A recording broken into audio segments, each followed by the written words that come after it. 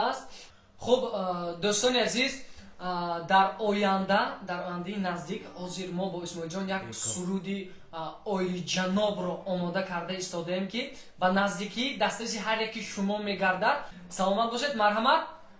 ما سرودی دوست داشته شما اوهی دلی زاری من رو با طرز زنده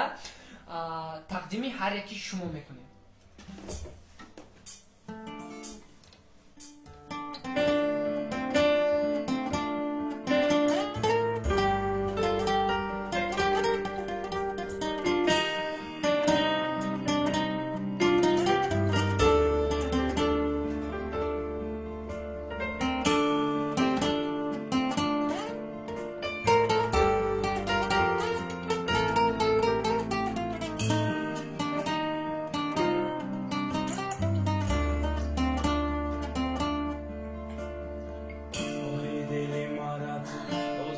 نمیدونی از این تندک جوی روی مادر نمیفهمی میدونم مادر زوری سیری دل تا نمیگویی میدونم به قراری تو مادر می نداری شهودت های برون نفس مویسکا فکر خیالت دایش نمیکنن دردن نگاه که کلی من میخونم مبالم مریم اسرائیل شیری ما برای تمدم خودی دباری میمونی تو نفسی آخیرون دبسی و بلندی های زندگی مرا تو قنما دورقی خیالم می نویسون بخونی دید عذاب مرفم به تو بودن مشکل ای همون روزوی با تو بودنی من نکه ای مدوری و نمیکنی یاد من قسم میخورم که با هیچ کنن دورم نبست تو آخیرون میرم تو آخیرون نفست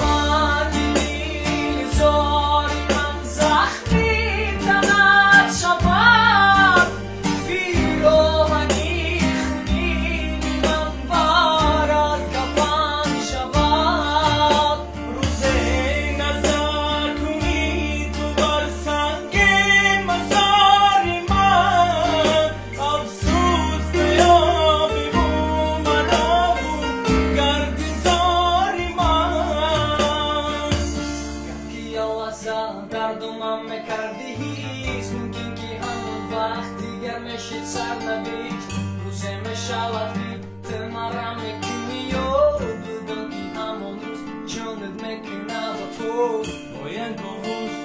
که یک قدم میزنی دور با گوشی من میرسد همان صدا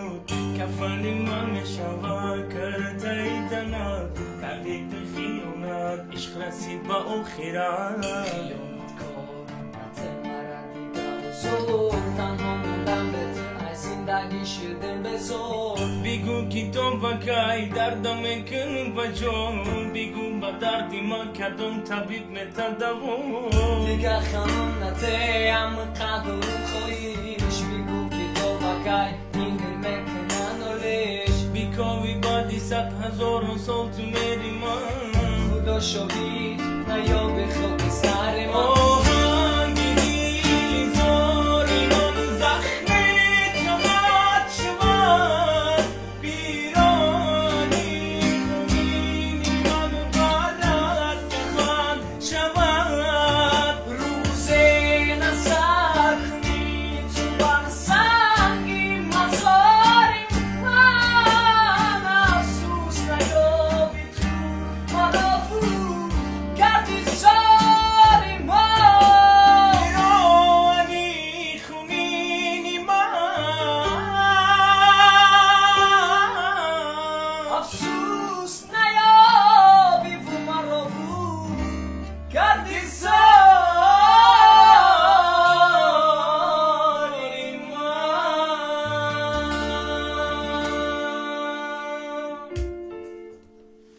سلامت باشید.